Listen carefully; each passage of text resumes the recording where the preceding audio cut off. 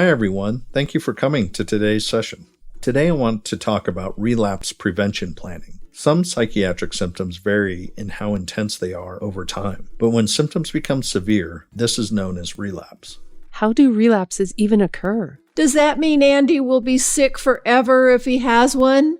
Those are great questions. Relapses often happen when individuals stop paying attention to stress in one's life. Just because a relapse happens, it doesn't mean that recovery is impossible. Has anyone noticed any changes in Andy's symptoms? Andy's fine.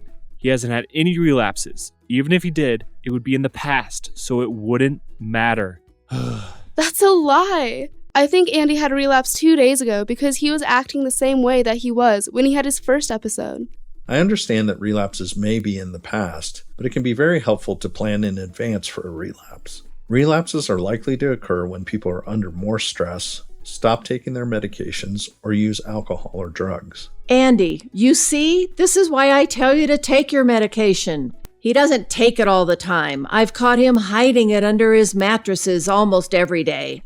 Calm down. He's fine now. It didn't even affect him. Well, Andy not taking his medication may have contributed to his relapse. There are many things that can be done to prevent or reduce a relapse. Some things include learning as much as possible about psychosis, being aware of Andy's specific symptoms, understanding when Andy is under stress, support his participation in treatment, help Andy build social support groups and use medication effectively, and to keep conflict low in the family. As a family, you can also help notice early warning signs that may lead to a relapse. Some early warning signs include not sleeping, irritability, social withdrawal, odd clothing choices, decline in personal hygiene, increase in talking to oneself, and increase in suspiciousness. I did notice that before Andy's relapse, he wasn't sleeping, and he went 5 days without showering. Those do sound like early warning signs to me. Triggering relapses should also be noted. These are situations or events that appear to have led to a relapse in the past. I would like everyone to fill out a trigger relapse checklist and check the things you noticed in Andy before he had his relapse 2 days ago.